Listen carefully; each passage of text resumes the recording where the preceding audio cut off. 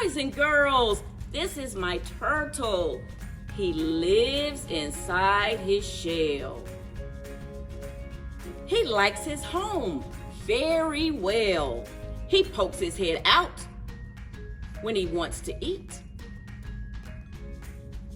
and puts it back in when he wants to sleep.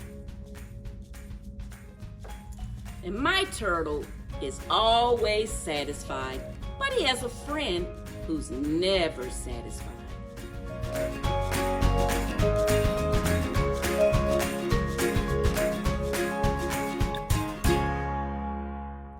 Never Satisfied, the story of the stonecutter, written by David Horowitz.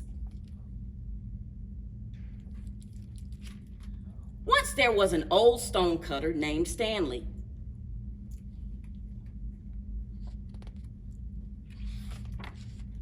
Stanley was good at his job, but cutting stone was a hard way to earn a living.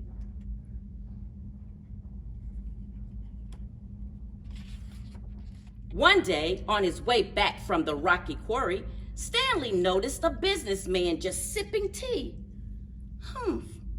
Said Stanley, "That must be nice. I wish I were a businessman." And suddenly, to his great surprise, Stanley was transformed into a businessman. He took a sip of tea and said, "Oh yeah, now this is more like it."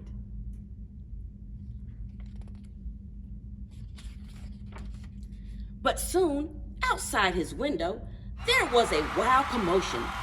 It was the king. "Wow," said Stanley. "Now, that would be really nice. Man, I wish I were the king." And again, suddenly, just like that, Stanley became the king. "This rules," said Stanley. "I could get used to this kind of life."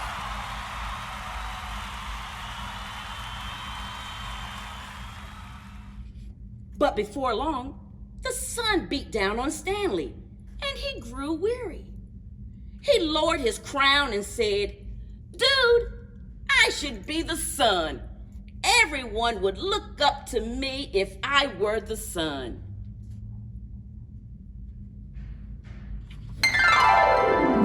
And to his great delight, Stanley became the sun. "Now this is more like it," he said, beaming with joy.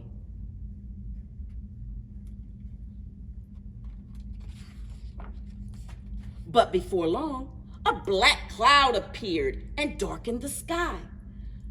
"Oh, come on," said Stanley. "I didn't know that was a thing. I should be the black cloud."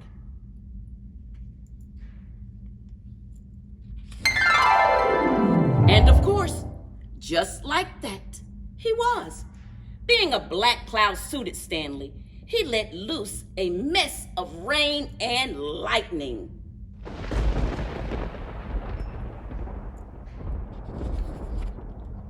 But soon there was a wind, a mighty wind. The wind pushed Stanley across the sky like he was nothing. "Oh, come on," said Stanley.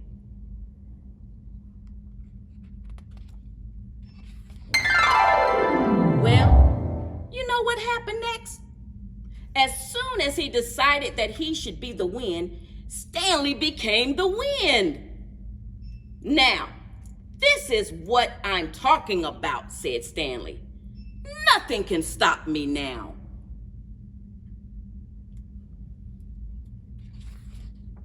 Until he came to a great stone, Stanley huffed and puffed and blew for all he was worth, but the stone was unmoved.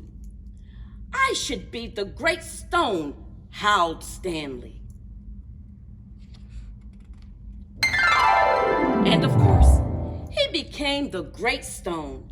Finally, Stanley was satisfied, and nothing could ever change that. until the next day when there appeared a young stone cutter. And that's the end.